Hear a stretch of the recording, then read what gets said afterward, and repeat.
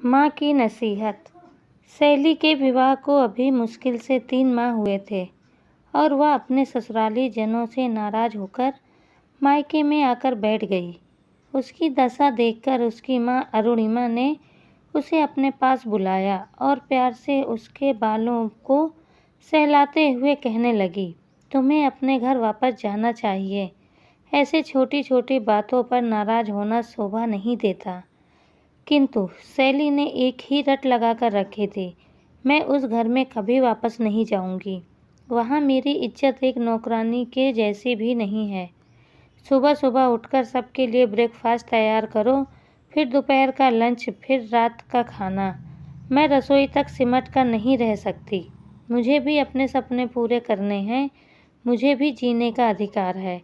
यह काम तो कोई भी बाई कर सकती है, कोई भी खाना बनाने वाली लगा सकते हैं, लेकिन नहीं, पता नहीं किस घर में आपने मेरी शादी की है।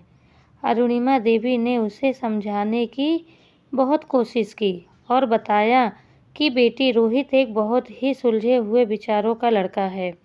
उसका परिवार और खानदान बहुत ही सादगी पसंद है और वे सब बनावटी जीवन शैली से दूर हैं। कुछ समय पश्चात तुम उनके अनुरूप ही स्वयं को ढाल लोगी, ऐसा मेरा विश्वास है। किंतु शैली जोर जोर से रोने लगी। माँ, आप भी मुझे समझने की कोशिश नहीं कर रही हो। मुझे यह सब काम अच्छे नहीं लगते हैं। और फिर मेरा विवाह रोहित से हुआ है, उसके पूरे परिवार के खाने का मैंने ठेका नहीं लिया। हर समय रसोई घर में खाना बनाना और दूसरों का ख्याल रखना, यह मेरे वश की बात नहीं है। मैं एक पढ़ी लिखी लड़की हूँ। अरुणिमा ने जब अपनी बेटी के शब्द सुने तो उन्हें आश्चर्य हुआ। फिर भी वह उसे प्रेम पूर्वक समझाते हुए बोली, अच्छा ठीक है, एक कहानी सुनोगी जो मैंने तुम्हें कभी नहीं सुनाई? जी हाँ, ज़रूर। एक लड़की थी जिसके बहुत सुंदर सपने थे। मात्र 14 वर्ष की उम्र में उस लड़की का विवाह कर दिया गया। विवाह भी एक ऐसे इंसान से किया गया जो पढ़ा लिखा तो था किंतु बेरोजगार था। वह लड़की डिस्ट्रिक्ट मजिस्ट्रेट की लड़की थी, जिसके घर में नौकर चाकर उसकी एक आवाज़ पर दौड़े चले आते थे।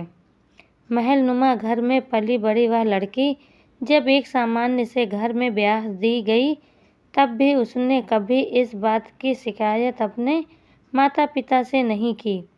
ससुराल में आते ही उसे वह सब काम करने पड़े जो एक गृहिणी को करने होते हैं, जो एक घर की बहू का नैतिक दायित्व होता है।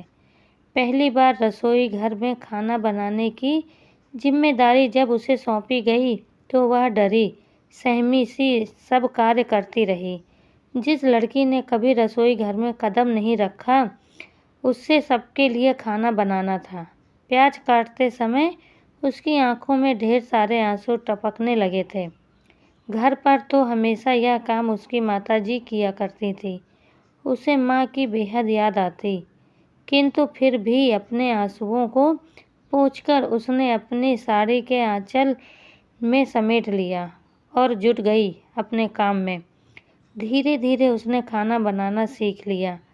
घर की सफाई से लेकर कपड़े धोना और सब की ज़रूरतों का ध्यान रखना उसी का काम था।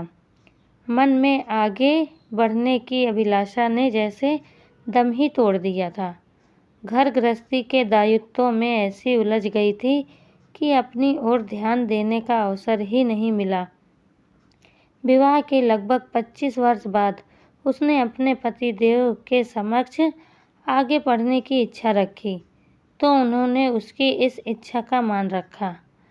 फिर उसने बीटीसी का कोर्स किया और 6 माह के प्रशिक्षण के बाद एक विद्यालय में उसे सरकारी नौकरी प्राप्त हो गई।